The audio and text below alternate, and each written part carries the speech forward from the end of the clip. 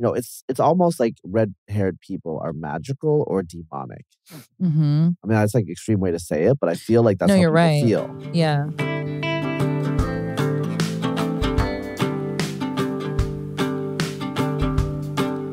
Hello and welcome to the podcast. I'm your host, Hannah Frankman. And on today's episode, I'm doing a 2-hour deep dive into the genetics of being a redhead with my friend Razib Khan. Razib is a geneticist, and I asked him all of my burning questions that I've been collecting over the years about being a redhead. Things like, are we just genetic mutants? Is there actually any scientific grounding to the stereotype that redheads are less pain tolerant than other hair colors? Is there any scientific grounding to the stereotype that redheads are more fiery tempered?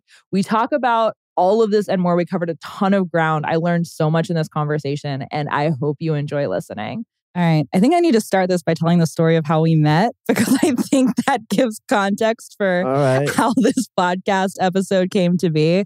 So I met you at our friend's house last fall, I think. It was warm, but it's always warm in Austin. I feel like it was last fall. Yeah. And we were sitting in a large group of people, like probably 12 or 15 people. And the person next to me was asking me if I was Irish, which you've spent enough time with me to know that I'm not kidding when I say I get this question literally on a weekly basis. And you heard this, and from across the circle of people, you look at this guy and go, no, look at her. She doesn't look Irish. She looks Nordic. And I knew immediately that we were going to be friends. And I've wanted to have this conversation with you pretty much ever since and pick your brain on, first of all, how you could tell that I wasn't Irish. Sure. But also everything that's going on with redheads. Because I mean, growing up as a redhead, you hear the stereotypes all the time about all of the things that people think redheads are and redheads aren't. So as the resident geneticist in Austin and also on the internet at large, I am excited to pick your brain on all of the implications of redheadedness. No, I'm excited to talk about this. This is like on a lot of people's minds. Redheads are a big deal. It's part of our culture. You're making me feel so special. Well, we could talk about redheads in kind of a serious but also jokey way. There's a lot of identity groups, obviously. Don't say that. Like the redheads, there's no redhead lobby that's gonna come after me. I feel like we're one of the minorities that you truly can say anything that you want about. Ginger. I don't have to say ginger. Wait, okay. So is that actually to what extent is that a derogatory term? Because I'm a homeschooled redhead, so there's also some stuff I'm missing. I don't think it's derogatory at all. I think that's what they use in England in particular. But some people of the reddish persuasion have said that I can't use the hard R. I think they're messing with you. Yeah, well, I mean, gingers are messed up people, so of course. So wait a second. Somebody told me a couple weeks ago that there's a difference between redheads and gingers genetically. Is that a thing, or were they just making things up? I think they were just making things up. Okay. Is it true?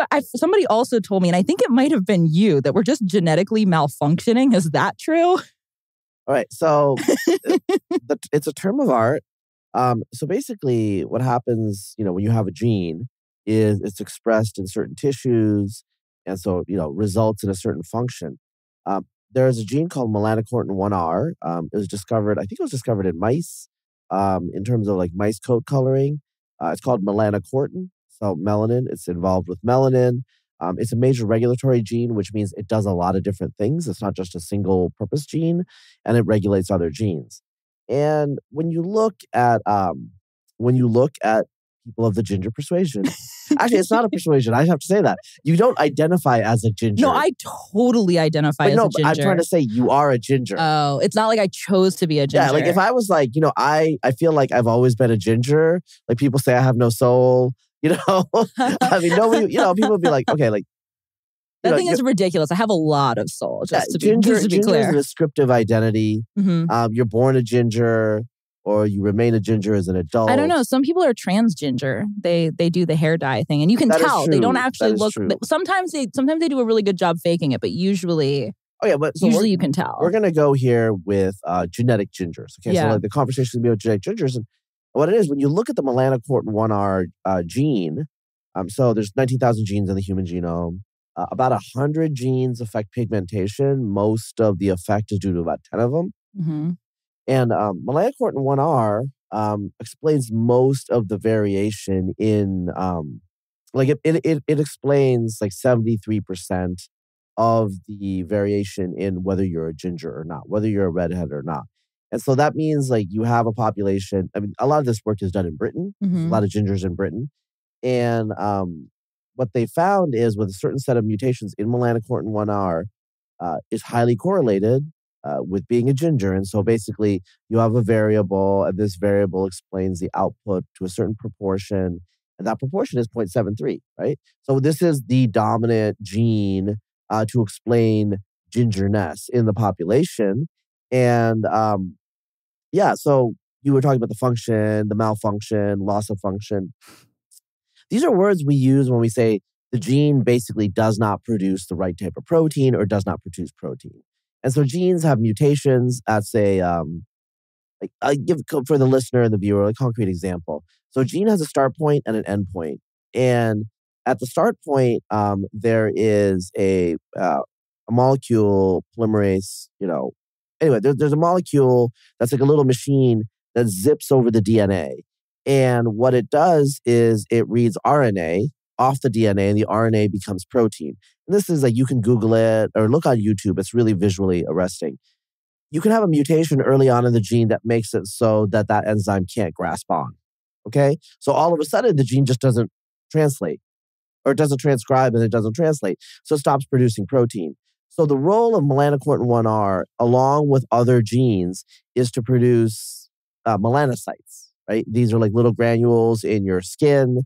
And what seems to be happening with gingers is there are some mutations in there that make it much less efficient in that production. It doesn't go to zero. Gingers are not albinos, but kind of close, So I mean, it's like how you say who's an albino or not. Obviously, most of you, I'm pretty sure most people out there have met at least one albino in their life. It's not that uncommon, and gingers are not albinos, but they're really close. And that's because a lot of the function is gone. There's still a little function.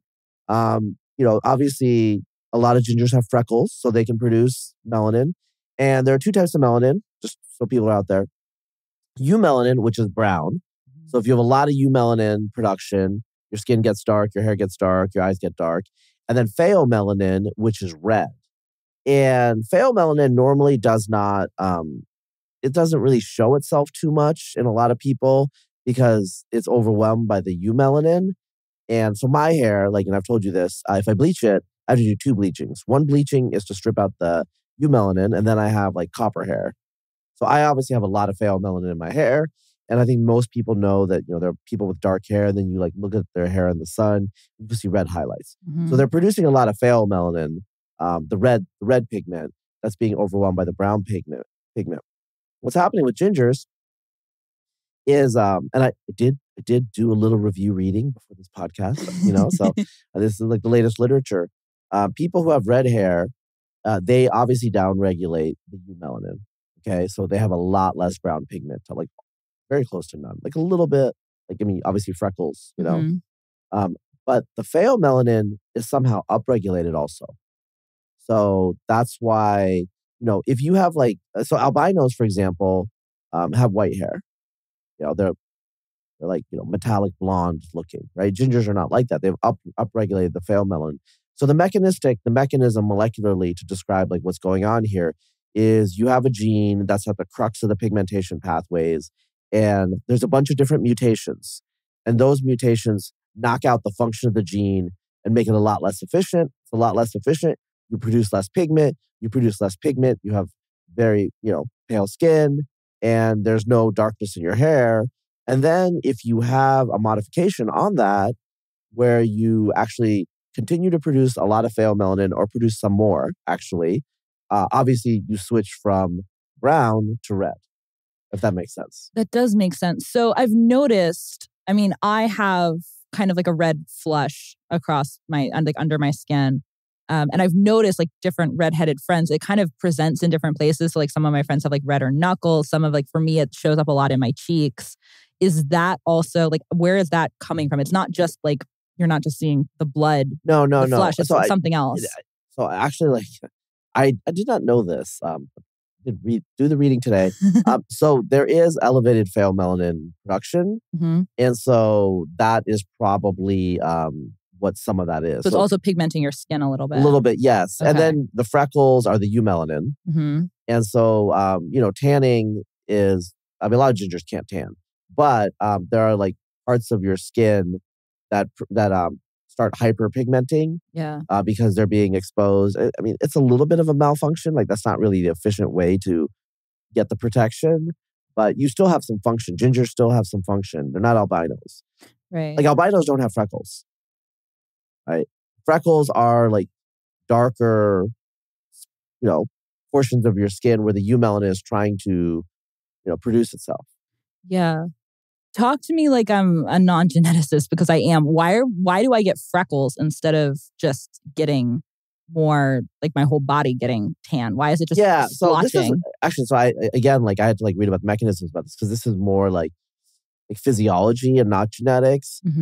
So there are melanocyte cells in your skin and some of them are pretty functional. And I think they're trying to compensate.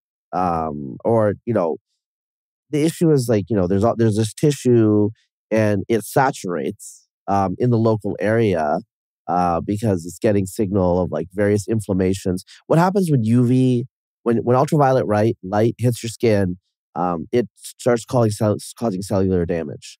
And so that gives it a signal.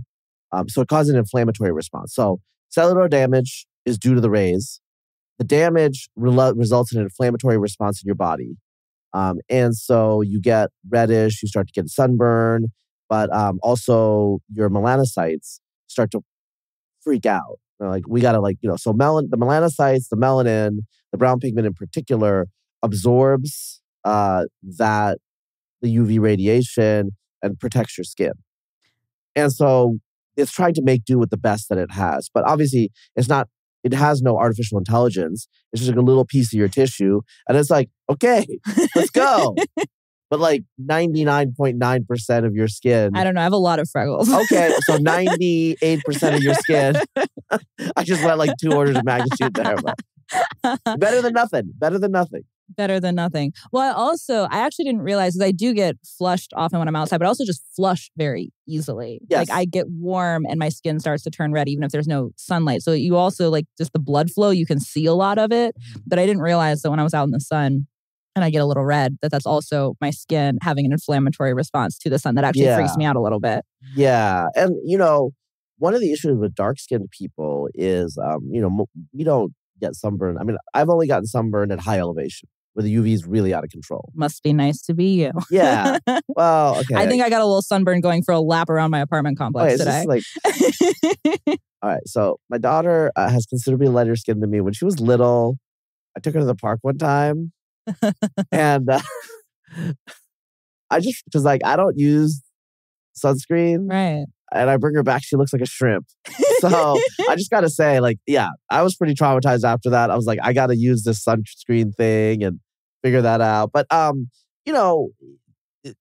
UV continues to come down. And actually, no matter how much melanocyte you have, no matter how dark your skin is, it's not perfect protection. And there is some research where redheads actually do better than other populations in part because they get such strong, proactive, immediate response where it's causing tissue damage, inflammatory response. You're like, oh, I gotta.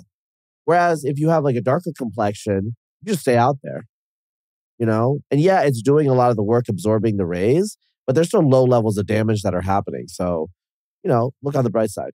I've also heard that we're significantly better at producing vitamin D because we're so pale. Is that true for? Yeah. That's true for people who are really pale across the board, though. Not just redheads. Yes. I mean, it's a function of your skin color.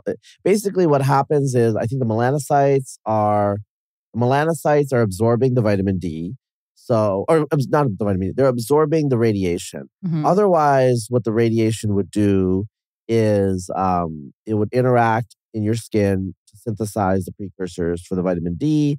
In Northern Europe, obviously where most redheads reside, the angle of incidence of the sun is very low.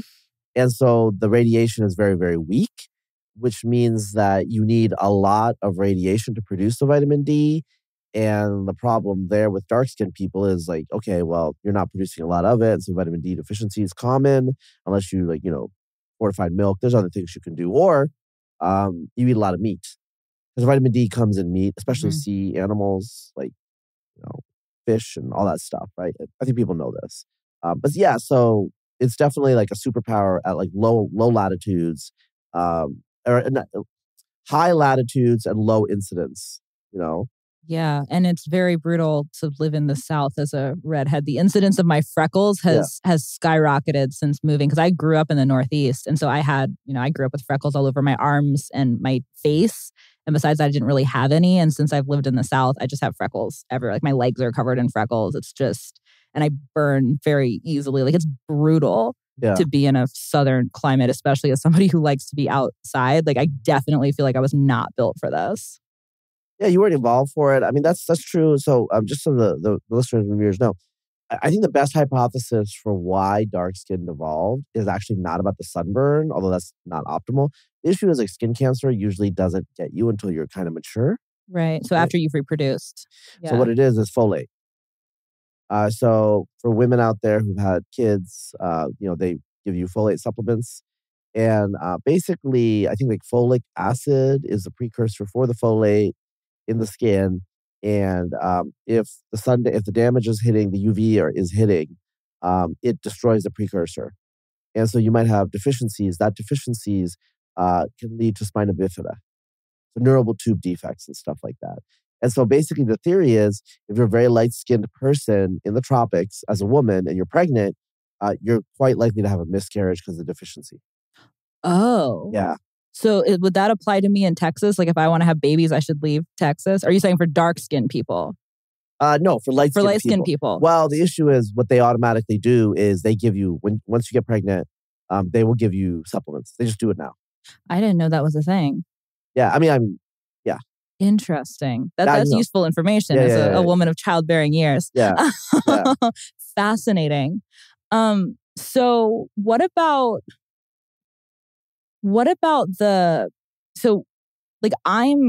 I kind of tan.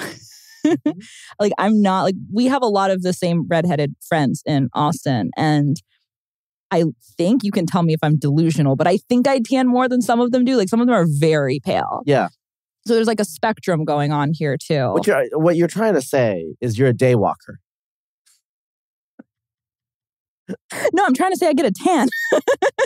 I mean, there are people out there who watch South Park who know exactly what I'm talking about. I was homeschooled, remember? I don't know what you're talking about. All right, so there are different types of redheads. Yeah. Some redheads are obviously... Wait, did I just make a pop culture joke that I didn't even realize I was making? Yeah, everyone out there knows exactly what I'm talking about. You have to enlighten me. Yeah. Okay, so there's an episode of South Park, and there's a multi-part episode, and it's about gingers and gingers not having souls.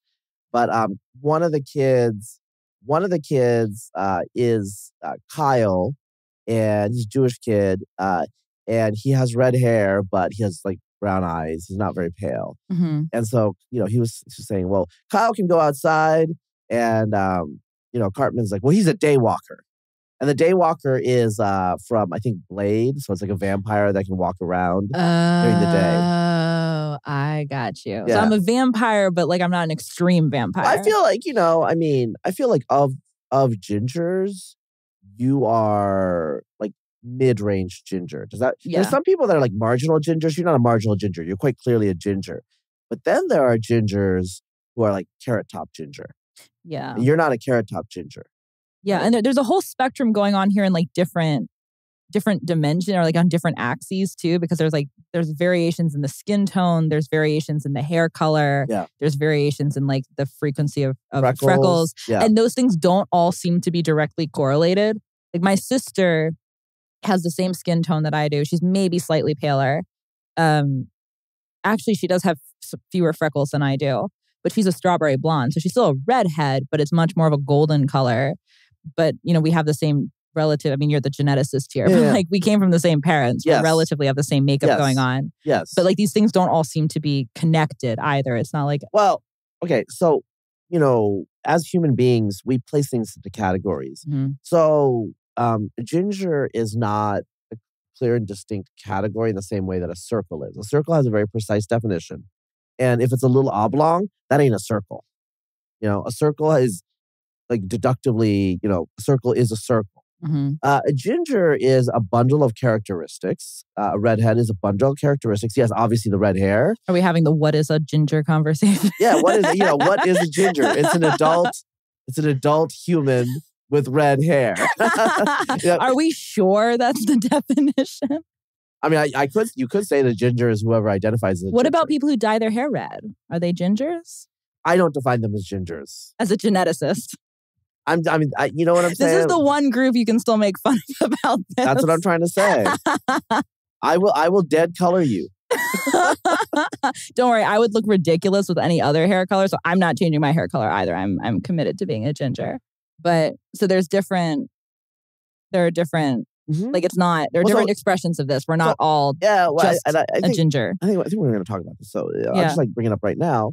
There are many people who know guys who have a ginger beard and brown hair. A lot of the men in my family do. Yeah. None of them have red hair, but they have the ginger beard. Yes. Okay. Yeah. So how does this happen? Well, it's called like tissue-specific gene expression.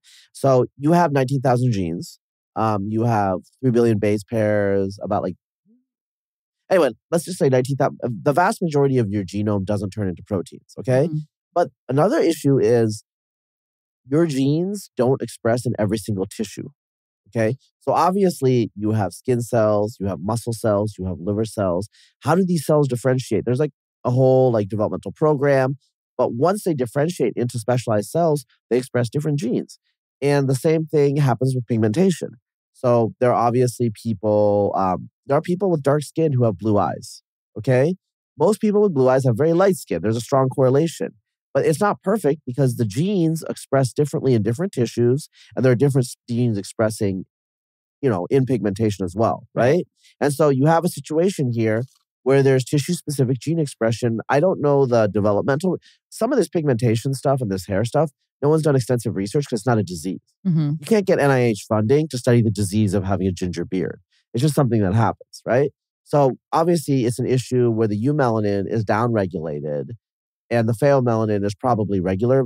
This is probably the hair color that the males in your family would have on their head if the eumelanin was downregulated. They probably have that basal level of pheomelanin, and now it's showing the red, right? Okay. Why is it more prone to show in the beard than the hair, though? I don't know. And I looked at the research and no one really knows.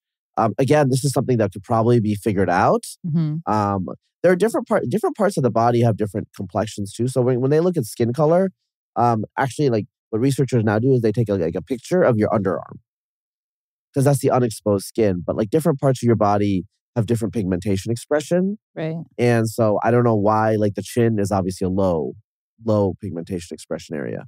Interesting. And so does having a red beard mean that you're a carrier of the redhead gene? Is that actually the scientific term? How would you describe it? Yeah, I would just say the variants associated with red hair. So there's not one redhead gene. I mean, there's melanocortin 1R is pretty instrumental, 73% of the variants in Britain, for example. So that's the closest you can find to a redhead gene. And that's really what people are talking about when they say red hair gene. But there's multiple mutations within that gene. It's a big gene. And so there's multiple different variants. So, I'll tell you, we know some Neanderthals had red hair. Okay. And so what happened is they sequenced some Neanderthal genes. These scientists were like, so Neanderthals separated from our own lineage 600,000 years ago. They're pretty much the same genes. They're obviously distinct, but they're pretty much the same genes. They have melanocortin 1R. And the scientists looked at melanocortin 1R and they're like, damn, was this a ginger ooga booga? And because it had all of these mutations, it looked like it was broken. Yeah. Okay. And so then what they did is they constructed, they inserted the gene into a bacteria and they measured the level of protein expression. And then they compared it to modern human melanocortin 1Rs that are for red, and it was the same as modern. So basically it confirmed that gene was not expressing the pigment protein. So that was a very pale Neanderthal. Not all Neanderthals are gingers. Others have so Neanderthals are just like modern humans. Some of them were gingers and some of them were not gingers, right? So there's different ways to be a ginger. And the issue is having red hair because it's loss of function, it's a malfunction. There's lots of ways you can get to it. Yeah. Okay. Whereas like if you gain function, usually there's only one way. There's only like one way to build a car. Mm-hmm. But there's a lot of ways to break apart a car. Yeah. Right. So there's a lot of different types. It seems like it's a background phenomenon among human populations. So obviously, in terms of frequency, the highest proportion of gingers in the world are like northern Scotland, right, and also among the Udamarts, who live in the northern Urals, and they are not really closely related at all. So it indicates that this like red hair, and like Neanderthals obviously not related to us. So ginger, like having red hair, is a phenotype. It's a physical characteristic that reoccurs in the human population. We're going to come back to that in just a second because I want to talk about the origins of this. But first, I just want to make sure that I'm using terms correctly. So can I still use the redhead gene just like colloquially in this interview? Okay, yeah. Just to establish terms. I know what you're talking about, melanocortin 1R, MC1R. Yeah, I think because that's the vernacular. That's what people say. That's what I grew up hearing. Yeah. And it's a recessive gene, so both parents need to have it. Is that true?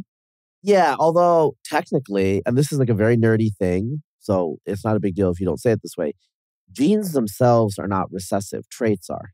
Okay. So the expression of the gene is recessive. And so that basically means if you have like two parents that have a lot of mutations that are loss of function, they'll come together, yeah. But if you have one parent that has a lot of gain of function, then it can compensate and produce the pigment. And so the ginger doesn't come out. So, that's why in the South Park episode, as a lot of people besides there's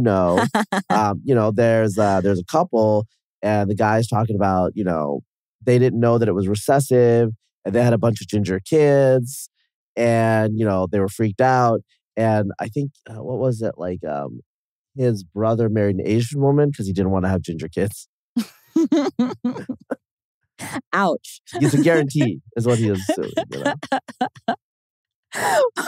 We'll come back more to that side of stuff later. I want to talk about the origin stuff though first. So you alluded to the fact that there are redhead groups in different parts of the world and that they're not closely related. And if I understand correctly, the mutation, to use the colloquial terms, emerged in various parts of the world independently. Is that true? It looks like Can you talk a little bit about where this came from? Yeah. It looks like they're northern populations. So basically, what happens when people move north and south is they get lighter skinned. It's not as simple as saying just north and south from the equator, you mean? Yes. Yeah. Okay. Okay. And so there's different models that can explain this. One model is like, you don't need dark skin. And so the genes just start breaking. So it's like a vestigial organ. If the gene is not necessary, it just starts mutating. And it's not getting selected for anymore. Yeah, it becomes like a pseudo gene. Like there's like various words you can use for it. But basically, you got to use it or lose it. Okay. That's an argument. That doesn't really look like that. That's what it is. People are quite clearly selected for lighter skin in various parts of the world. There's strong selection for a bunch of light skin genes. And so it's not just breakage. Like there's proactive selection. The vitamin D is one hypothesis. Just for like the listeners out there, if you don't have vitamin D, you get rickets. It's a bone disease. It sucks, right? If you have a bone disease, you're probably not going to be a good hunter. Right. Women will have miscarriages. It's bad. You can fix this in a variety of ways. One way you can fix it is, like if the Inuit, Eskimos, whatever, they're not like super dark, but they're not super pale either. And the explanation is they have a lot of fish and like a lot of like, sea lions or seals, whatever, marine mammals. And they have a lot of vitamin D in their, like in the fat, I guess, and like, I think those people who take fish oils know this, Okay, so they don't need that necessarily. But like, what if you're an oat farmer in central Sweden? Okay, my people. I'm just like giving a concrete example. So okay, like you're eating like oat gruel. It's got calories, it's got a little bit of fiber, as you guys know, Quaker oats, but it doesn't have a lot of micronutrients. So you're under like severe deficiency. It looks very clear that the agriculture resulted in Europeans getting much lighter skin. So Europeans 10,000 years ago, the people who lived in Europe had like pretty dark skin, blue eyes, and dark hair. And over the last like 10,000 years, they got lighter and lighter, even within the last 2,000 or 3,000 years. And nobody really knows why. I think the most plausible hypothesis is, various like, dietary deficiencies and other things are having an effect and people are just adapting. And it looks like both it looks like populations that are unrelated to each other. Like East Asians are lighter than they used to be. Europeans are lighter than they used to be. The Khoisan, the Bushmen of Southern Africa are lighter than they used to be. They got some Eurasian genes and they just got lighter. So there's good reasons to be lighter. Like one argument is sexual selection. There's some technical reasons why I'm not convinced by it. Just the way sexual selection works. So, the way sexual selection works is like it happens really fast and it like moves around all the time. And it's kind of, I don't want to say random, but, it's very, very chaotic. Mm-hmm. But the way environmental selection works is you see consistent patterns over and over again in a certain region. And that does seem to have happened in Europe, where the northerly regions that are agriculture have been subject to like strong selection. And why? And I think the easiest explanation is nutritional deficiencies and the vitamin D is having a big effect. We don't even know. I mean, some of listeners and viewers out there know vitamin D is a major signal of ill health, like low vitamin D levels, right? So it's implicated in a lot of things and it's very important. We don't know all the details yet, but it's a major evolutionary significance. Red hair is the extreme end of that distribution of being very, very pale. Obviously, there's a certain downside with sunburns, but you know what? If you're in Ireland, probably doesn't matter, So it's okay. It's cool, I don't know what's going on in the British Isles because they definitely have higher fractions than, say, Scandinavia. Yeah. But there's something going on there. And it is clouder than even like Scandinavia, at least like Sweden, because the precipitation and all that stuff, right? So maybe it's just that the cloud levels are such that it started selecting for really, really pale people. But why? Because to your point, that the skin cancer thing doesn't usually affect you until after your childbearing years, so it's not actually getting selected out.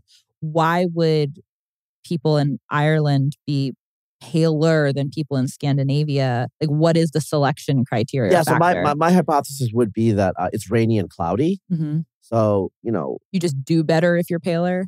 Well, there's no sunlight. Mm-hmm. So you need to be as pale as you can be without being albino. The problem with albinos is the problem with albinos. I don't know. The problem with albinos. That's now the title of this little clip here. Yeah, is the eyes you can't really see. Yeah. There are differences in eye color. Like people with dark eyes tend to be, people with dark eyes probably are a little better in really, really bright environments because there's less light going in. And there is some evidence that people with blue eyes tend to be like better sharpshooters and stuff because they have more light is coming in, right? But obviously if you're an albino, like it's just like they can't focus. There's all sorts of developmental problems. Obviously you have fine vision, so you have enough, going on developmentally that's not a problem. Mm-hmm. And then you have the benefit of having very light skin so that you're always synthesizing vitamin D even in very, very low sunlight. Yeah, which I don't know if there's a correlation to that or not, but I'm very happy in the winter and I'm very happy when it's raining. Like it doesn't faze me the way it phases a lot of other people. I feel like I literally feel like I'm in my native element. It's your native. Yeah, that's what I was going to say. So red hair emerged in multiple places and it emerged in places. So there was this movement from the equator. There was like people became paler as they moved away from the equator. And then I assume the red hair followed after the paleness and it emerged in multiple spots. So where were these different places that red hair, like obviously people talk about the British Isles. Yeah. Where else did it crop up? Yeah. So, so obviously Neanderthals. Yeah. But they went extinct. Right. I think maybe unrelated to the red hair people. Yeah. I don't think any of the red hair genes are from the modern red hair genes are from Neanderthals. There's multiple. British Isles, like obviously in Europe, the Udamarts are Uralic people. They're about like genetically like a fourth East Asian. In the north, that's probably an independent red hair. Like I don't know why, but they have a lot of red hair. They're known in Russia as having really, really red hair. So Finnic people in Russia tend to have redder hair than Slavic people. Okay, so that's one example. Another example is I believe the Kabyle people of Algeria. They're Highlanders. They're Amazigh speakers or Berber speakers. They're not Arabs. I think they and like people of the northern Rif in Morocco, they tend to have red hair. There's something with people at high altitudes in certain areas. They tend to have fairer complexion, lighter eyes. I don't know what the selection is because higher altitudes have more vitamin D or should have more ultraviolet. I don't know the details, but so those are the ones that I can think of off the top of my head. The issue here is if you're like going to decrease pigmentation, red hair is going to be what's going to happen eventually, right? Yeah. So if you need to decrease pigmentation, if you turn that dial, you will get red hair no matter what your genetic background is. Interesting. So then each one of these places where this cropped up independently, and Morocco is very interesting because that's much farther south. Yeah. But and I've heard that before, and it always just fascinated me. It's like, this is not just a northern latitudes thing, but each of these groups then would have migrated through Europe and brought Europe primarily, the world at large. Yeah. And then would have spread red hair into some of these other countries and cultures and genetic subgroups that also have red hair. Like, it didn't emerge in Scandinavia independently, but they have a high and incidence. So as Europeans spread across the world, they did, obviously they did spread those. So I mean, Malcolm Little, his nickname was Red. He had reddish hair. Obviously, that's not from his African ancestry; it's from his European ancestry. So it's found in other populations in the world now, and the genes have spread, and they're there. They'll be there for a while. Scandinavia is known for its red hair. I've been told it's somewhat prominent in Jewish populations as well. So, what are some of the other big groups that are known for red hair? So I think Finnic groups, Scandinavia, yes, Ashkenazi Jews. There are some people in Afghanistan, like the Nuristanis. They're Highlanders. I've been told about this. Yes, yeah. So the Kabyle, the Celtics people. And they came from, I was told that it's because of Alexander the Great. That's false. That's not true. Okay, can you correct that? Well, I mean, you look at their genetics, they look like people in the area. They just tend to look different physically. Okay. So some sort of adaptation going on. Okay. So possibly an independent mutation there too. Yes. Okay. Yes. Yeah. I think those are the ones that I can think of off the top of my head. Okay. I mean, there are certain people in Melanesia that have reddish hair, but they have like hypopigmentation. So there are people there's Melanesia and Australia has an independent hotspot of blondness, and it's a totally different way to go about it. And there are a few people that you can see they also have red hair. So there are people that would be blonde, but they have upregulation of the pheomelanin, and it makes them gingerish. Oh, interesting. Yeah. So you can come at this. It's interesting that you can come at this from different angles. And they have very dark skin. There's Melanesia. Right. Yeah. Interesting. So what percentage of the world population is redhead? I've heard 2%. Is that true? A little high, but something in that range is okay. I think it's a little high. What do you think? I don't know. I actually do feel like it varies depending on where I am in the country. It also depends on what you define as red hair. Yeah, that's actually we should talk about that for a second, because I feel like you and I have had arguments about this, about what is a ginger, what is a redhead. Where do you draw the line? I think like auburn hair, strawberry blonde. I think those are totally different. Those are not redheads. I do not call them redheads. Oh. I have a very narrow. Interesting. Why? Is that genetically based, or is that intuitive? Like, you just don't look like you have red hair? From my perspective? Yeah. I feel like we have to have a clear and distinct category That's here. So conservative of you. So I think you know this, right? I'm going to mention it. My first girlfriend was a Carrot Top. So she was like hardcore red, redder than you. Oh, wow. That's very red. Yeah, she was very red. And so when I think of redheads, that's what I think. Not like some person that's like brownish red. That's auburn. Like, that's a different hair color. So, I have a narrow categorization of what that is. Partly because a lot of people have pale melanin in their hair. Right. I mean, so for example, the Chinese,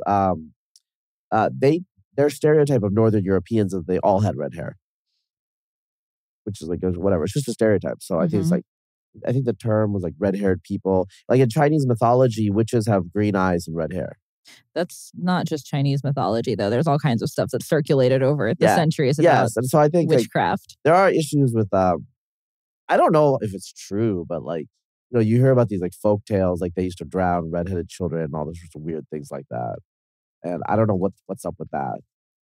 Yeah, Is it just that this is a psychological question, not a genetics question, but is it just easier to pick on redheads because we stand out? Why have we gotten so much? Well, one thing is redheads, I think, the recessive aspect means that they're born into families without, they can be born into families of non-redheads. Right. Right. So there are families that are like 100% ginger, but really most redheads that I've met, I think they have non-redheaded like first degree relatives. Yeah, I have non-redhead. I have two redhead second cousins, and those are the only people in my extended family that I know that have red hair. So my hypothesis is like redheads can't create an identity group because come from non-redheads. And no one can explain why we look the way that we do too. So there's a little bit of like a supernatural element going on perhaps. Yeah, redheads are exceptional. Now that could be positive or it could be negative. It's like a flip side, right? Yeah. So it's kind of like I think it was like, so I think Henry VIII I would say he was auburn to reddish, but Queen Elizabeth was a redhead, And I think there was like some air of like supernatural or like, preternaturality about her because of her exceptional hair color. And so, looking very, very like having a rare phenotype can be really good or it can be really bad. It depends, Sometimes people really like typicality and sometimes they don't. What about, I want to go back to the point about the different shades of red hair. So I feel like you and I've had this conversation maybe a couple of times before, that it also seems like maybe there's a difference in expression between male versus female redheadedness. That's true? There is. I knew this before, but I double checked today. So basically, testosterone, if you have testosterone, like male levels of testosterone make you about 10 to like 20% darker. Oh. Yeah. So a lot of like, actually, it tends to hit at puberty, especially, obviously. So the males and females diverge at puberty. Men get darker and women can get a little lighter, actually. But really, like, women don't change nearly as much. Gradually over your lifetime, your hair usually gets darker if you're a blonde woman, especially like towards menopause. But males, like the spike hits during puberty, and a lot of little blonde boys become brown-haired adult men. And that applies to redhead men yeah, too. So the redhead is again like expressive. It's like you would be blonde unless you had that pheomelanin, but now that the eumelanin is coming in, you'll turn into auburn. Is that why there's such a cultural stereotype against true carrot top men? Is there like some intuition going on there, or is it? Because that's a thing too. I don't think I want to say anything right now because like let's just say that we can cut that part out. No, you don't need to cut it out. I'm just saying like I don't want to offend any ginger men. There's been a lot of I'm saying stereotype. I'm not saying that this is true. I'm saying that there's like sometimes a cultural perception around there's like red-haired women. Like I've heard people say, I want red-haired daughters, but not red-headed sons. I'm like, that's really cruel. Like there are beautiful red-haired men. This seems very unnecessary. Well, who besides Robert Redford? I was very homeschooled. I'm bad at actors, but there are some very attractive red-haired actors out there. Yeah. Like it's not, in my mind, it's not an unattractive feature, but there's a thing going on. I don't know what it culturally. is. I know in Britain, like 20 years ago, there was a scandal because they didn't want to embarrass these guys, but red-haired sperm donors, they were just discarding their because sperm. nobody wanted their Nobody sperm. wanted them. Yeah. Which is so weird to me. Like people tell me at parties all the time, they'll see me talking to a redhead and they're like, oh, if you guys got married, you'd have red-haired babies. Yeah. So I feel like it's a thing that's deemed culturally desirable to make more redheads. I think part of the issue is like, men and women tend to be darker than women on average. And so I think like if I have to think about it intuitively, I think it's a little uncomfortable for a lot of people to see such a pale man when they associate, like very pale skin, like they associate with femininity. Right. Like it's like a protection thing. It's like the women who walk around with parasols into the Victorian era and don't let the sun touch their skin because it's very feminine to be just like pale and untouched. And yeah, that makes sense. And then you're a dude. It's like, what are you doing all day? Yeah. Yeah. Okay. That makes sense. So we think 2% is high, or you think 2% is high? I would say it's high, but if you have a broad definition, sure. Okay. And it's hard to like very genetically precisely pinpoint a number because there's a lot of different factors going on that contribute. You could like pinpoint the percentage that, I'm assuming the percentage that carry redhead expressing melanocortin 1R genes is actually considerably higher than 2%. Wait, what does that mean? Well, I mean, if it's recessive. Oh, so people who carry the gene, but it's not. Yeah. Okay, I got you. Yeah, I'm sure it's much higher. Yeah. Because like my parents would classify Exactly. in that, but they're both brunettes. Yes. It's floating around. Floating around. What about, so you mentioned earlier, like the phenomenon of non-Caucasian redheads, which is also a thing. Are there other non-white groups that are known to be carriers of the redhead gene? Or like, how does it work when you have like what are the factors at play? If that's all, if the first one's a hard ones question. that I know is so the Hmong people of Laos, they originally came from central China, and some of them were clearly red-haired. There's like myths and legends about it, but I mean, red hair is not unknown in East Asia. I think it occurred through mixing with Indo-Iranian people. Okay. They came from Central Asia. And so it spread into that region. I don't know. I only read this once, but I do remember it. Apparently, the Hmong without black hair were killed in the early 20th century. Like their neighbors were like, these people are freaks. And so yeah, they were like, a Hmong friend told me that because like in the oral history of the Hmong, wow, like some of the Hmong had like atypical hair colors, probably because they were from like central northern China originally. And then there was, they're not around anymore. Wow. Let's just put it that way. So yeah, I mean, it's there. It's a very distinctive characteristic, and sometimes it's good, and sometimes it's not good. I think. You know. Got it. And is it true? I remember this would have been maybe 15 years ago. I can't remember when exactly this happened. But something went around the internet about redheads going extinct. And people started telling me, oh my goodness, you're so rare, you're going extinct. Is that true or is that a myth? It's a myth. And it's actually been around for like 200 years. Oh, okay. Or like 150 years. It actually goes back to the Victorian times. And it has a lot to do with like, it kind of comes out of fear of racial amalgamation and stuff like that. So the argument is it's obviously a recessive trait. And so if you do random mating, the frequency of the trait will drop. So just a simple single gene model would be it's the frequency of expression is the square of the frequency of the alleles. Okay, so like concretely, if 10% of the people in the world have the redhead gene and they're randomly mating, then 1% of the people in the world will have red hair. So 90% of the people that have the redhead gene, or have at least one copy of the red hair gene, will not express the trait. And so in like places like Scotland, like let's say the Isle of Skye, let's just say 10% of people there have red hair. And I think that fraction is reasonable in a few of these areas of Scotland. Obviously, the frequency is high. If you take those people and you put them in Nigeria and you randomly mate them within the population, nobody will have red hair probably. But the gene is still there. Right. So what they're trying to say is you can like mix yourself out of existence in theory, or at least drop the frequency a lot. That's true. But the gene is still going to be there. And so you can reconstitute redheads whenever you want to.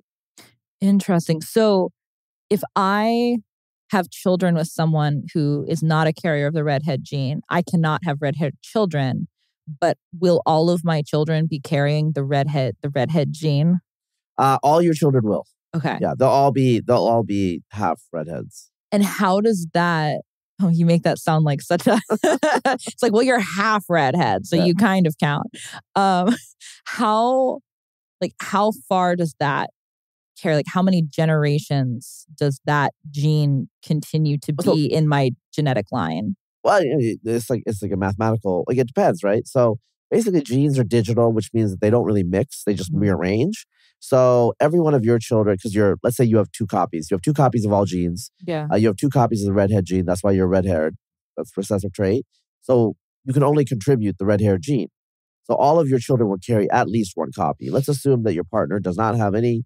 So it's one copy red, one copy non-red. When they have children, it's conditional on who they partner up with. If they partner up with someone who has no red-haired genes, then only half of their children will have the red-haired gene because they contribute one or the other. If they partner up with, someone who's red-haired, then the probability becomes quite 25%. high. Yeah, 25% will have, you see what I'm saying? Yeah. Or like 50%. Well, it'll be 50%. Okay. So the trait of red hair will express in 50% of the children. Right. Okay. But the gene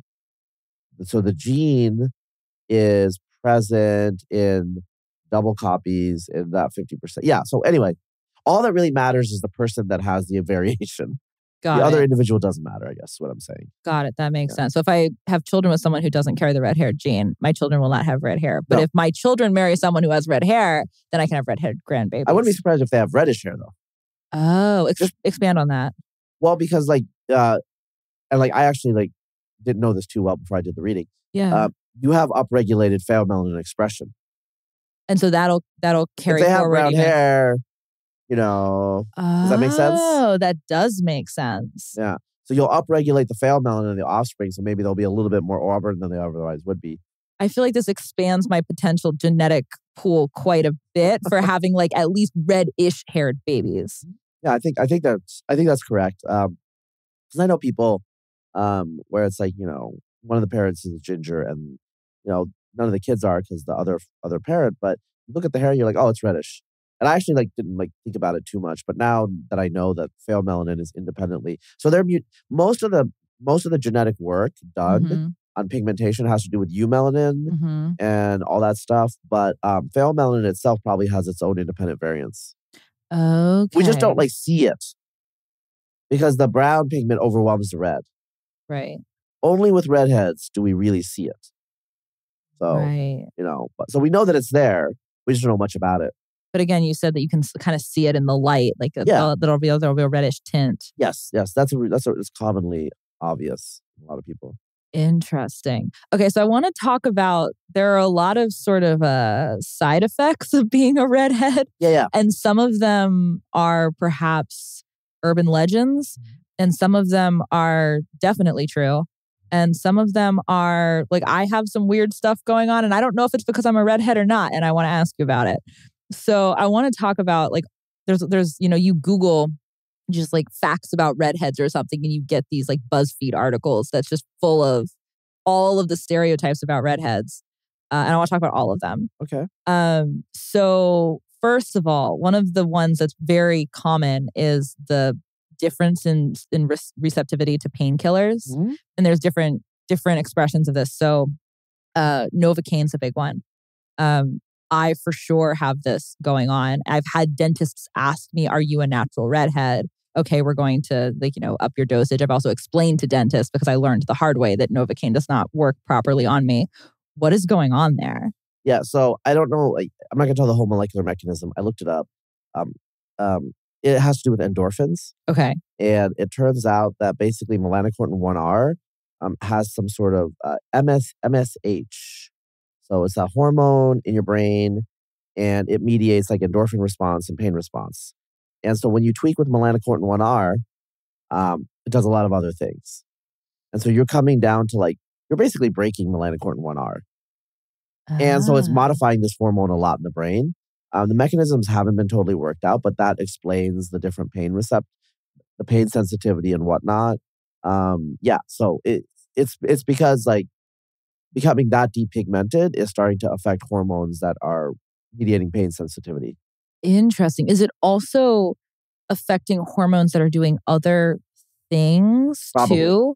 Do you have any sense of why? Because this is a rabbit hole I haven't gone down at all. Yeah. Well, I mean, obviously, there's also issues related to drug uptake. And I don't know the details of that, but it looks like that's a real thing as well. So absorption, that's weird. Well, painkillers take forever to work on me. I've never used anything, I've never had need to use anything super strong, but an ibuprofen or an aspirin, it probably takes an hour to an hour and a half for it to fully kick in. If I have a headache and I take an ibuprofen, it's a solid 60 to 90 minutes before I'm okay, I'm starting to feel a little bit better. Yeah, I mean, so this hasn't been validated in humans too well. Maybe the research will be done with larger sample sizes, but I mean, there is some evidence that So it's like the pigmentation pathways, they have outward effects when you modify them, and then they have like inward effects when you modify other things. So like if you take steroids, you're going to get darker. I mean, mostly men, because women don't have the same response, but you get darker, you get tanner. That's why like so many bodybuilders, whatever, they're swarthy, right? Yeah. Because the pigmentation starts to get upregulated too. And so I think it's reasonable to presume that when you have like really low end of pigmentation, there's all sorts of physiological, maybe even behavioral changes due to that. We see this in some animals in terms of like aggression, increased reduction aggression. We haven't seen that in humans. Maybe the studies aren't good enough. So this is kind of speculative. But, the literature that I did read today, it did mention actually that it needs to be explored more, because dropping the melanocortin expression that much is obviously having a lot of effect on a lot of pathways. That's so interesting. And so you seem healthy, so it's good. I feel healthy. Like, I think I'm okay. I haven't like polled my redhead friend circle to see if this is consistent across the board, but I am super sensitive to alcohol. I am super sensitive to caffeine. I'm super sensitive to like substances in general. Like it doesn't take much alcohol for me to feel quite buzzed. And this is probably exacerbated by the fact that I don't really drink. So I just like didn't really enjoy it. So I pretty much stopped like a year and a half ago. Yeah. And so I'm much more sensitive than I even used to be. But is that possibly correlated? Oh yeah, it's possibly correlated, because like variation in alcohol sensitivity is like just known. It's known to be heritable and all these other things. I haven't seen literature on it in relation to redheads, but like I said, it's quite clear it hasn't been that much work done on it. Basically, the Novocaine, the pain, that stuff is well known. But most of the other stuff, it doesn't look like people are exploring, because it's just like, who cares about redheads? People listening to this podcast, there's an opportunity here for you. Can you imagine a grant application? In search of the ginger phenotype. I don't know. Nobody cares. It's like they're not redheads are very important. They don't need our help. Redheads are very important as in comedy. Wow. No, I mean you can make fun of redheads and everyone's gonna laugh, and no one's gonna be like, well, I as a redhead feel cancel button. Some people have tried to do that. It just never worked. Right. Well, we're not exactly a subgroup. We're like this weird phenomenon where we're not a racial subcategory. We're just sort of this like weird emergent thing that occurs across different groups. But there are redhead conferences. Yeah. There's, for the record, I've never been to one, but I've heard it's a thing. I've seen pictures. It seems odd. Like there's definitely like I don't know what the right word is to describe it, but like, how people do the Jeep wave? I feel like there's like a redhead nod too. Where like if I see another redhead, like I don't know if what's going on in their head is the same as what's going on in my head, but I've asked other redheads and they're like, yeah, this is totally a thing. Like you just see the other redhead in the room and there's just like a little bit of a fellowship between you going on. It's just like, you're one of us. It's a weird, and I don't know how much of it is I mean, it's very like almost subconsciously psychological. And I don't know how much of it is like you look like me and so you must be like me versus just sort of intuiting that there's a shared experience going on. I mean, I think definitely the latter in terms of like you talking about being picked on or whatever. I mean, it's not like... Yeah, I got bullied when I was in kindergarten because I was a redhead. You're different. And it's also not something that teachers would ever be like, don't, you know what I'm saying? Yeah. It's not like you're a protected class. Redheads are not a protected class. We're not. I mean, if you don't want to hire a redhead, it's legal. You're right. I never thought about that, but that's true. I could literally be like, yeah, I don't want to hire that guy. Like, who wants a redhead in the office? It's weird that we're sort of this subcategory, but at the same time, we get none of the treatment of other subcategories. I need to really lean into this. Like, I feel like there's an internet opportunity here for me. But no, like the affinity is totally a thing. And I feel like, people talk a lot about like competition between women in a room. There's like definitely like a heightened element for redheads. Our mutual friend, Mary, who is also a redhead, when I met her, I met her at a party and then I saw her again. I talked to her briefly and then I talked to her again a couple months later at an event. And that's where we really hit it off and became friends. And she told me that when I walked into the room the first time I met her, she saw me immediately because she's like, oh, there's another red-haired woman. And she's like, we're either going to be best friends or worst enemies. Yeah. And we hit it off famously. We're great friends now. But it was it's like I feel like it's a heightened thing too, where it's like you're extra like me. Therefore, I'm either going to love you or I'm going to hate you. Yes. Yeah. I mean, I think it's a special. I mean, it's a you're a rare phenotype, a rare type, and there's a lot of cultural baggage around it. There's a lot of cultural baggage around it. Like I have a pretty thick skin, honestly, and I was also homeschooled, so I was kind of sheltered from it. But there have been so many things over the course of my life where the red hair has come up. Like I remember being really little and I was really little. My grandmother lived in a retirement community. So big complex.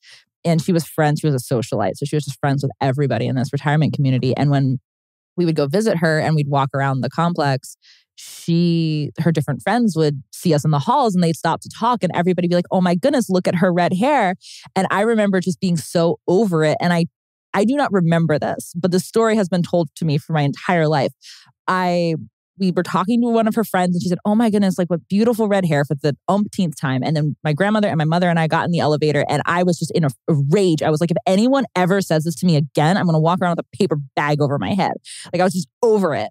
And so like, it was like always a thing where it was like the one thing that people noticed about me. And that was in kindergarten. I got bullied for it. There was the whole redheads are going extinct. Oh my gosh, you're so rare thing. There was when I was in high school, the gingers have no souls thing went around the internet, which I to this day, I don't understand. Was that from the South Park thing? Like, okay. I didn't fully understand where that came from. People just made jokes about it. I was like, Like I have a soul. What are you talking about? Like men think it's an appropriate way to hit on women to just be like, oh, I like redheads. And I'm like, oh, that makes me feel so... What is that? I mean, what kind of opening is that? It's common. I have heard this usually from older men, not younger men. Like I feel like men of my generation get that that's not okay. It's not even that's not okay. It's just like that's not going to work. Blake Farenthold, an erstwhile congressman from Texas, I think from the Galveston area. He got in trouble. He got in trouble for sexual harassment. I mean, not like rape or anything, but sexual harassment. He left Congress. And he was obsessed with redheads. And so they had something they called the redheaded alert. So if there was like a redhead around, his handlers, like, I have friends who had that role. It's like, you had to keep Blake away from the redheads. Oh, wow. Yeah. Oh, wow. Yeah, it's a thing. Like some people absolutely have a thing for redheads. I mean, people have things for all kinds of things. It's just like when you are a redhead, it's very noticeable, but it's weird. What else am I missing? What are some of the other... I mean, obviously, people thought we were witches throughout history. What are some of the other... So I think, red hair, it's such a distinctive characteristic that it does show up in folklore about people. So, for example, King David, the rabbinical literature had red hair. And so, obviously, that wasn't a negative thing. It was just kind of a definitive thing, in relation to him. So I think that in terms of like, as a characteristic, it's so salient that you kind of either have to demonize it or lionize it. I don't know. I feel like neither range for me. I think this is like a recurrent thing. It elicits a lot of it elicits a lot of cultural reaction. Yeah. And also, I mean, look, it's red. It's color of fire. Color of passion. Yeah. And so like there's stereotypes, and I don't know if any of that are true, but red, fiery tempers and all that stuff. I was going to ask you about that. Like, is it possible that there's a correlation with the hormone stuff there? It is possible. Have you noticed, like, do we seem more ferocious than... I have, like, no temper. I'm very chill. Yeah, you're really chill. But I'm look, I think feisty. If I had to be honest, I think some redheads have attitudes because of the way they've been treated. You know what I'm saying? Yeah, the class that's not a class. Yeah. I mean, like, and there's some redhead guys I know who kind of have attitudes, and which we talked about earlier. Like, there may be very fair reason for that. There's some unfair cultural stereotypes. There's it's like, okay, the thing with like redheads is like, if you have like if you have a friend who's red-haired, it's like, it's like having a friend who's super fat, you know? Where it's like, you just make fun of them all the time about their characteristic. You're like, yo, man, bro, like, look at that hair. It's like, I don't know. Do you know what I'm saying? No, I'm not a dude. I have no idea what you're talking about. Yeah, but it's just like, I think like dudes like that are red haired in particular, they're just they are over it. Yeah. You know, they're over the constant, because that's the only thing, because we're not very creative as males. Right. I mean, I was over it at age like 5 with the people referring to my red hair. But I think with women, attractive women, especially if you like, you know, you hit puberty, like you see the positive sides, you stand out. It's culturally, there's a whole cultural stereotype around Blake Farenthold. Well, you know, the beautiful, the beautiful redhead, like vixen, is a part of the cultural tradition. They're the beautiful red-haired actresses. There's like a whole, there's like a whole persona that you can, if you want to, step into. Yes. Yeah. Yes. And there's less of that for men. No, I think for men it's unfortunate in terms of.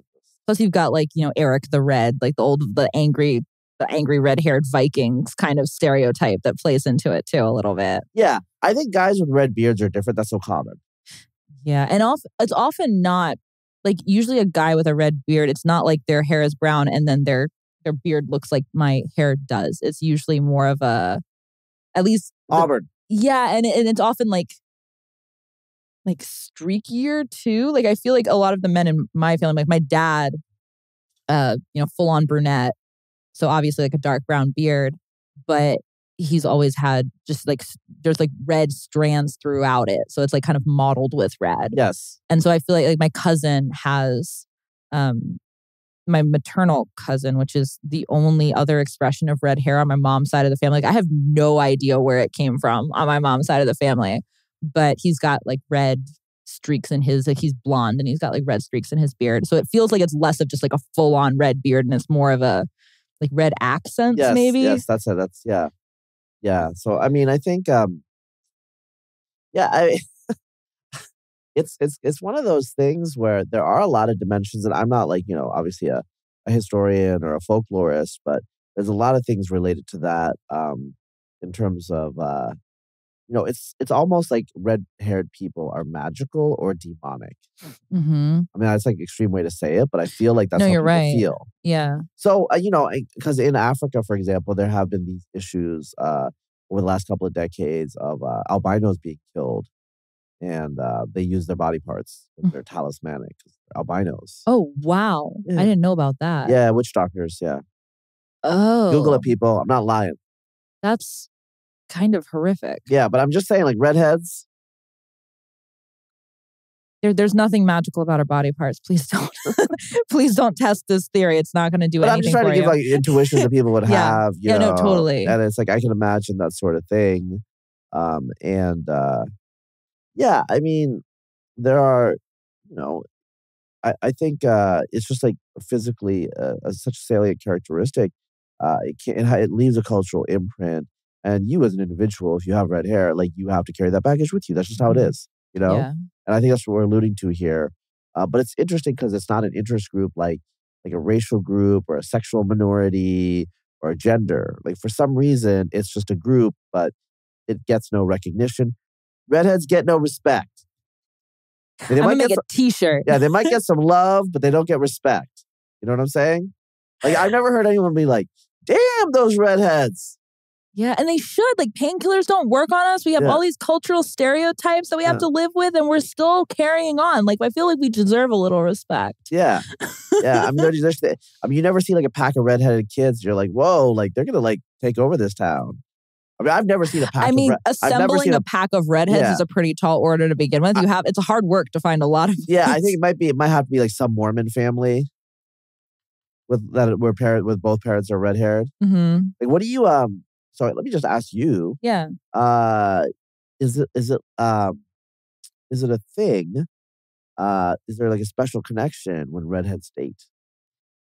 I've never dated a redhead, so I can't tell you. Now we're seeing it's like, okay, there's no redhead solidarity, I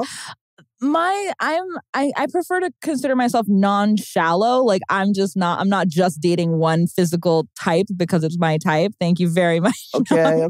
No, but I'm kidding. No, but anyway, my only point though is like, I think we're getting at like the fact that there is no cohesion, even though it makes a big difference in your life. It's culturally relevant. I do feel like there's a solidarity with my other redhead friends, though. Yeah. Like there's something, I do feel like I have a different, I mean, you and I have multiple, like some of the people I'm talking about. We have the same red-haired friends. Yeah. Like there definitely is. I will see one of my red-haired friends at a party and their hair stands out, so you notice them. But there definitely is like some level of solidarity there, where it's like, oh, you're like me in more ways than the other people in the room. Yeah. Shared experiences. Yeah. And it's very subconscious. I'm not standing there thinking about it, but I feel it on an emotional level. You have the stronger painkiller in your purse. Like share it with Mary, you know. No, I don't have the stronger painkiller. I'm just tough. People have also said for years to me that redheads supposedly have a difference in pain tolerance. Is that true? Yeah, I think so. And I think that has to do with the endorphins. In what direction? So are we more or less, what is our sensitivity? I think your pain tolerance, your pain sensitivity is higher. So we notice more pain. I think so.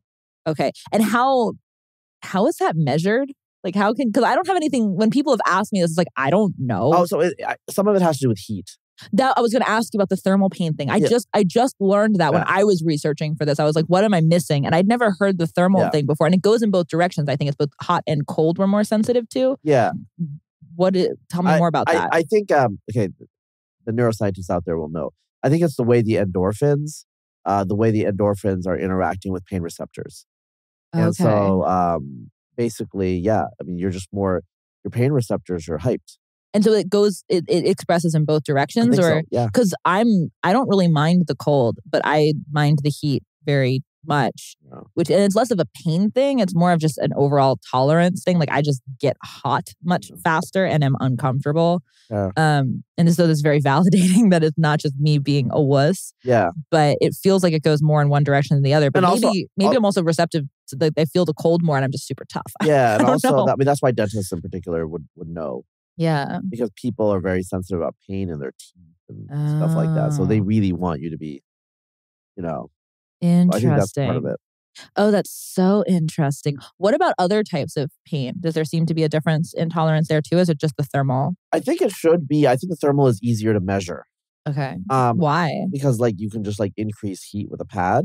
Oh, and it's consistent across the board. Oh, that makes sense. I don't know how you would measure what is here, let me poke you with this thing. I'm and gonna cut you a little bit. No, that's not.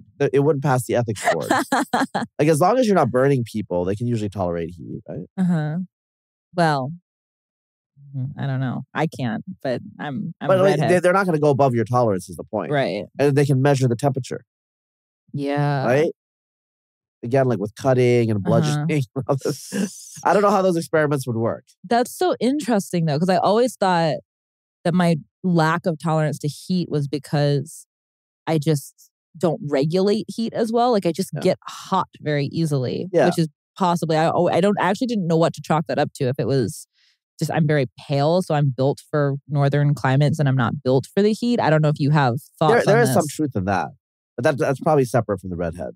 Interesting. What about, is there a correlation? Because this also makes me think, I also flush very easily especially when I'm warm or when I'm embarrassed, unfortunately, or whatever. And I just assumed it was because I'm very pale and I'm very red to begin with. So it's just very obvious, the blood flow is very obvious, but also I just look redder faster. I think it is the red to begin with because what I was reading was sunburn, these inflammatory responses. The blood, you get red because the blood is coming to the skin. Okay. Right. So you might be, in Texas, you might be inflamed a little bit. I've always had a little bit of a red flush. I look at pictures of myself when I was a kid, and I had it could be pale melanin. Very, very rosy cheeks. Could be pale melanin in the tissue as well. I don't know. Interesting. I found a couple other urban legends about redheads that I didn't know about when I was researching this. So I read that redheads have a better fight or flight response. Do you know anything about that? I don't know anything about it, but I also read that. I didn't follow up. I don't know why that would be. I also read, this one seems really weird, that redheads smell different because our skin is more acidic. So perfumes smell different on us. Is there any truth in that? I read the acidic thing, but I didn't read the smell thing. Okay. There's someone out there who knows a lot about redheads in that way can like confirm in the comments. I mean, this seems like you have to have a lot of experience with redheads and non-redheads. Yeah, I feel like we could. I feel like we have a large enough pool of redheads in Austin. We could run a little pseudo experiment on this. But yeah, I'd never heard that before. But and it seems suspicious to me. But also, I would have like when I first heard the pain tolerance thing, I thought that seemed suspicious too, and it actually proves true. And then we talked a little bit about the fiery tempered thing. Like we just don't know. Yeah, I mean, I honestly think the fiery temper is just you're being made fun of all the time. What about some of the other? Because there are other temperamental myths. Introversion, extroversion. Yeah, there's stuff about like we're like supposed to be like better lovers, like all of that kind of thing too. Like there's the whole okay, that was poorly phrased. There's the whole thing around like we're supposed to be like the fiery temper it doesn't just apply emotional. Like, we're more passionate, maybe. Yes, or I have no idea. There's something about this. I don't know. I have no idea whether that's like whether that's scientifically supported, but it is a common urban legend. It's a very common urban legend. I feel like the sort of like mythical configuration and construction of like the red-haired actress sort of archetype has lent itself to this. Like redheads just sort of play a certain type of roles, and so we just kind of assume that there's like a whole thing built around this now. But I feel like there are other personality things too that kind of like we're not just fiery tempered, we're maybe like more outgoing, we're more bubbly, and I feel like some of those I definitely play right into. Like I'm a very outgoing person, so I feel like I'm not helping this at all. But do you think there's potential for that to be linked as well? There is potential. That needs to be investigated more because like melanocortin 1R does a lot of things. Mm-hmm. That's basically what I'll say. What about, so we talked about the skin cancer thing. Are there other things that you know of that redheads are more prone to? Like negative physiological? Well, I mean, I guess the only one that I would say is like in general, like the paler you are, the more likely you have deafness. Oh, I didn't know there was a correlation there. It has something to, I forget, it has something to do with the genes that are affecting the hair. Mm-hmm. Like the hair in your ears that are, I forget the whole thing, but it has to do with like those little like fine hairs that do the hearing and all that stuff. And yeah. Interesting. Like our hair just gets finer and finer until it just doesn't work anymore. It's the same set of genes that are doing the development. And when you depigment enough, you're much more likely to apparently have deafness.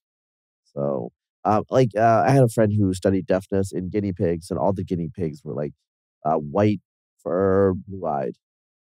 And it's because all the deaf guinea pig lineages, I guess, are like, they look like that. I know that it's true in humans. Like deafness is more common in very pale people. Interesting. I had no idea. Okay, so let's talk about let's go back to the recessive thing. Because I feel like there are a lot of just human interest questions here, especially for redheads who, like, I've had friends who've told me, I can't wait for you to have redhead babies someday. I'm like, that's not quite how it works. So it's a recessive trait. We talked about this before. I corrected it. I'm not calling it a gene anymore. I'm calling it a trait. You taught me something. But it's a recessive trait, and both parents have to carry it. Yeah. And the farther removed you are from having red hair somewhere in the lineage, the less likely it is that your parents carrying it. So like and I actually don't know where the red hair came from on my mom's side of the family. No, I don't think anybody knows. It's like farther back than we can trace. So at least like 5 generations back. So the probability of her carrying the redhead gene was pretty low. Yeah. Well, the probability was probably the population frequency. Does that make sense? That does make sense. Because most of the time it's not going to be expressed. If it's low frequency. That does make sense. Lower the frequency. The population at large is carrying it. So if the frequency of the gene is 1%, the vast majority of people carrying the gene will not express in a recessive trait. If it's at like 50%, then 25% of the, half the people, like a fourth of the population will express this recessive trait. Does that make sense? That does make sense. And so as the frequency of the trait drops, the larger and larger proportion is just like floating in the population. Okay, that totally makes sense. So there's cryptic redheads all around us. Yeah, they're among us. Yeah. You probably know some and you don't know it. you may be harboring the red-haired gene inside of you. Well, one of my friend, Josiah, his wife's a ginger. So, I mean, his kids aren't. But they're all carrying They're all carrying it. We know they're carrying it. Yep. So then it's a little more nebulous than just being able to say, well, so-and-so had a red-haired grandparent, so there's like X percentage probability. Like there could be a higher probability because it could be in the... When you have recessive traits, the external appearance is not is an unpredictable reflection of the underlying genes, is what I'm getting at. Right. When a trait is additive, so like, there are certain traits, like skin color is actually kind of like this, not totally, but kind of like this. If you have a very dark-skinned person and a very light-skinned person, they have offspring, they're in the middle. And so an additive trait, the characteristics reflect the genes in a very a high-fidelity way. In a dominant or a recessive expression, they don't. And so redheads are a little bit like this, where you can have the genes, but it only expresses when you have two copies that complement in a particular way. And that can be pretty rare. Yeah, and I think part of what I'm getting at here is, so like I said, both of my parents are brunettes. Actually, all four of my grandparents are brunettes. And I'm pretty sure all the great-grandparents were brunettes too. Like there's no obvious red-haired lineage anywhere. Like my dad's side of the family, I've got Ashkenazi, I've got Swede, I've got like different subgroups that are known for having red hair. So it makes sense that it's being carried through. My mom's side is a little less obvious, but everybody was shocked when I came out a redhead. I was the first kid. And then everyone was relieved when my sister came out a redhead because it's like, okay, we didn't just have one. Okay. Well, she's a strawberry blonde, so I don't know if you'd count her, but I count her. Okay. But it seems like it was very improbable. Like everyone was just shocked. They didn't know it was possible for them to have red-haired kids. So it seemed very improbable that the red hair was coming through. And so I'm just curious about, what your assessment of what's going on here. What I was going to say here is the problem, it was improbable as your prior, but then you update your expectations based on new information. Right. When you were born, that automatically told us that your mom carried the gene. And so future offspring are highly probable to express it. But both parents could only be carrying one set of it. Yes. Because otherwise they would be redheads. Yes. So the probability still isn't high. Well, the probability is like technically 25%. 25, yeah. So it's not uncommon. So let's count your sister as another ginger, two gingers in a row. That's 0.25 times 0.25. Right? It's not like totally expected, but it's not that shocking. Okay. Yeah. And is it possible, like if you looked at obviously I'm a redhead, but if you looked at like the genotype of someone that I was considering having children with, would you be able to predict? Yeah. That's... And if you looked at my parents' genotypes, you would have been able to see that it was not unlikely that they would have red-haired children. Exactly. So the redhead gene, the main one, explains about 3/4 of the variation. So it's not perfect, but that's pretty good actually. Yes. Okay. And is it true that if someone has freckles, that it can indicate that they are carrying the same genes that would also correlate with having red-haired offspring? It seems like it. It seems like freckles are kind of this is going off the literature. It seems like freckles are indicative of just the pathways being very extreme. So it is localized hyperpigmentation. Right. But in the context of global hypopigmentation. Right. So then... freckles are heritable. Yeah. So if someone has freckles, it's likely they're carrying the redhead gene. If they have... Is likely, is that fair? I think that's actually true. I would say that, yeah. But if someone has red in their beard, it is likely that they are carrying the redhead gene. Is that true? Probably, yeah. Okay. And if they're brunette or darker, but they have a red tint to their hair, again, it is likely that they are carrying the redhead gene? I don't know about that last. Okay.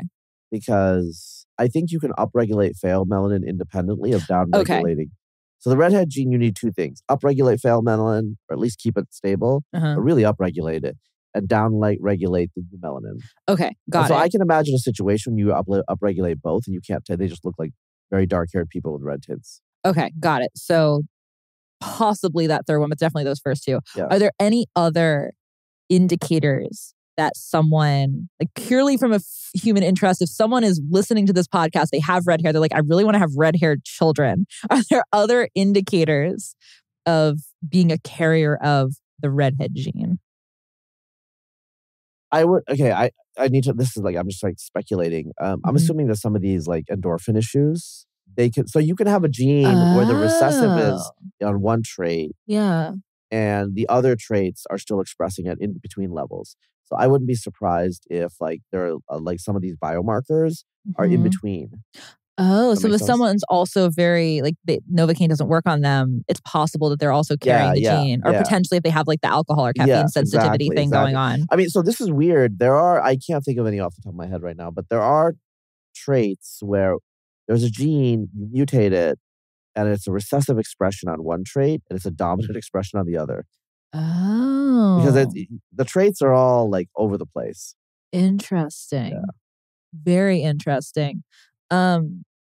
What about eye color? Is there any because I know like redheads with blue eyes, that's a double recessive, so that's super rare. Yeah. But you get the whole, like, I have green eyes, hazel eyes are very common with redheads. Brown eyes are more uncommon. Yeah, they're rare. So basically eye color is, this is again tissue-specific gene expression. It's connected with skin and hair color. Okay. But it's not perfectly correlated. And so that's why there are people with dark eyes who have red hair. And obviously, a lot of people with light eyes don't have red hair. In general, what I would say is the probability that you have light eyes with red hair is very high because there need to be like 25% of variation is unaccounted for. There are background genes that are conditional. And so basically the genes that cause blue eyes, the primary one is called OCA2 HERC2. And it's a regulatory knockout. I think that gene is a big condition for having red hair, although it's not driving it. Most of the people that have that mutation that cause blue eyes don't have red hair at all. Right. But I think your probability of having red hair is going to be much higher if you have 2 copies of the blue eye gene there, and that's why you see that. If you don't, I think there's compensatory things that are you can break melanocortin 1R and maybe upregulate it in various ways with the other genes affecting it. I think that's what's happening. So there's a connection, there's a correlation, but it's not deterministic. And so there are cases where like Malcolm X had brown skin, but reddish brown hair. Yeah, how is that possible? Because that breaks some of the assumptions that I have about redheads. Well, the issue is you can so there's like 100 genes that affect pigmentation. And so Malcolm X's mother's father was white. And most African Americans have white ancestry overall. So his father also had white ancestry. So if you carry that one melanocortin from both sides, from the European ancestry, and it comes back. Okay, but you're still getting the skin pigmentation. All the other things are African. Okay, interesting. Right? And so it tends to be like mostly darker. I don't know if he had hazel eyes, but basically like his skin was clearly brown, although he was lighter skinned than typical African American. But yeah, his nickname was Red because it wasn't like ginger red, bright red, but it was reddish. Interesting. And then I don't want to assume that this is true, but I'm pretty sure it is. If 2 redheads have children, their children are guaranteed to be redheads, right? Or no? Not guaranteed, but highly probable. Okay. What's going on if they're not? Because both parents, like the children, are also going to get 2 sets of redhead DNA. There could be. So there's multiple redhead mutations, and there could be some molecular mechanism where you bring the 2 different types of redhead mutations together, and they kind of like, I'll say cancel out. Like for the geneticists out there, I'm talking about some sort of complementation where the function could be restored with 2 different types of redhead mutations. Okay, interesting. Yeah. I also have a spicy question for you. So I told a few different people that we were doing this, and I asked what questions they might have for you. And one person asked me to ask you, is there any correlation between red hair and IQ? Because his point was that all of the redheads he knows strike him as being very smart. And then I thought about it and I was like, actually, I don't think I know a dumb redhead either. Like, I feel like every redhead I know is also pretty smart. Is there a correlation there? What about that like YouTube red-haired guy? YouTube red-haired guy. Those of you know who I'm talking about, 2007, the YouTube, the angry ginger. I have no idea what this is. I'll send you a link. I could be selecting, like, I just know a lot of smart people in general, so I could be biased. It could be correlated. The issue is, pigmentation is affected by large effect genes, whereas IQ is affected by small effect genes. So basically, what you do is something called a genome-wide association, look for high IQ and individuals in which genes.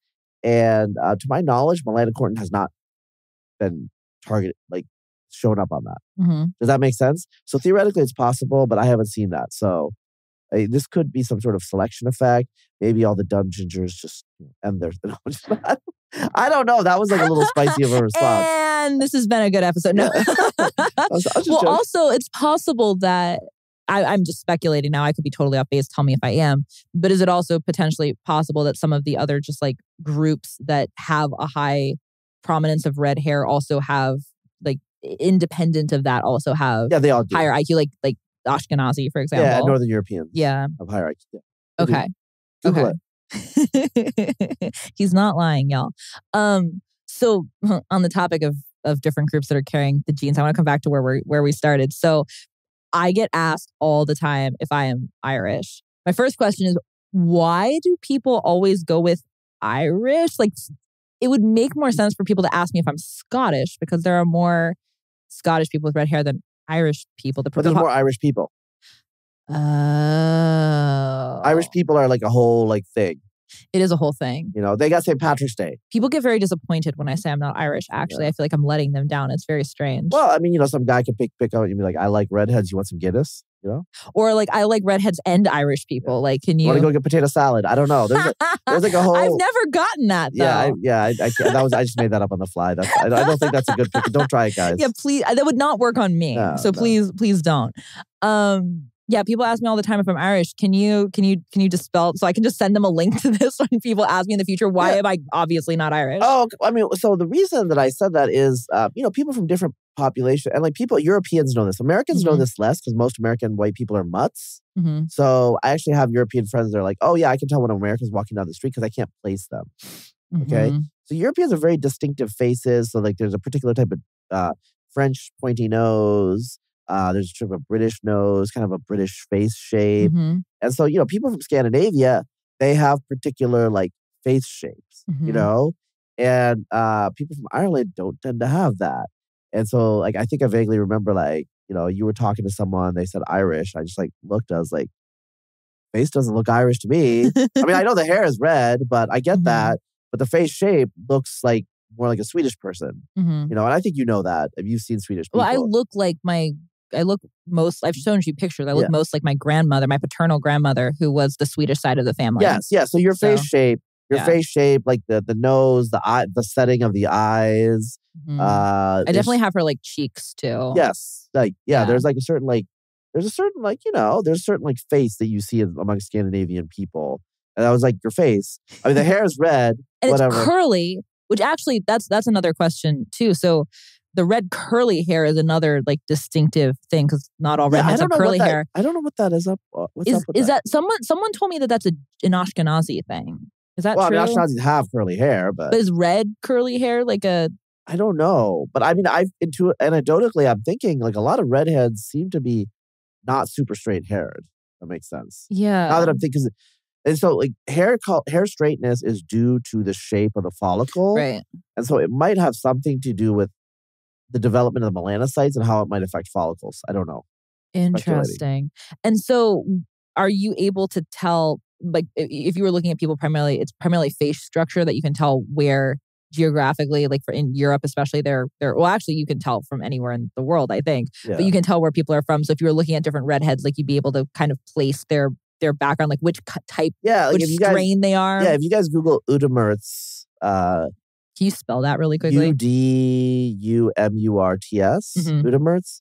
You can see that they have like Asian, like they're about a fourth East Asian. Mm-hmm. But you see these people with like blue eyes and red hair. They look kind of East Asian. Although there's some Scandinavians that look like that too, Yeah. But in any case, they look kind of East Asian. So you should be able to, usually you can tell. Usually like faces, like we're really good. Like there's some people who are face blind, but humans are good at recognizing faces, Yeah.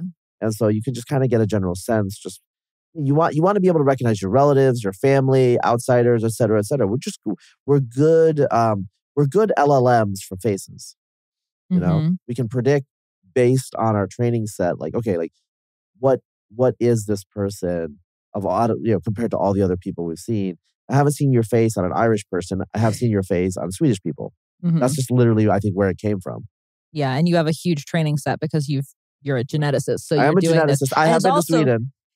It's also your party trick where you can just place where people are from with shocking accuracy. Yeah. So, is there anything else that we haven't talked about that's like an important redhead fact that is there anything we've missed? I think we hit it all. I feel like we hit everything that I wanted to know. Yeah. I feel much more. I feel like I have. So I mean, I was just like, Hannah, you did send me a list of questions. I was like, yeah, pretty thorough. Because I was going to add. I was like, okay, she is a very self-reflective redhead. Like you got all the questions in there. Well, I've been living in this body for a while, so I've had some time to accumulate the questions. So right now, redheads aren't an interest group. So everything that we're saying is safe. But something like in 5 or 10 years, when redheads become an interest group, we're both going to get canceled for this. But until then, people can hopefully find this Hey, you know informative. What? Hey, if you're watching this 10 years from now and you're a militant redhead, red power. You have solidarity for us. I mean, I obviously am one, so I'm fine. But you stand with us, and I'm an ally. we appreciate that. Well, hopefully, until we get canceled for this is an informative piece of content for people. I learned a lot. I feel like I can answer a lot of questions now. Oh, always a pleasure. Thank you so much for taking the time for this. This was awesome. Yeah. Hi, everyone out there. Okay, that's where we cut. I like to break the fourth wall. I appreciate that. I'll break it too. Okay, now we can actually cut.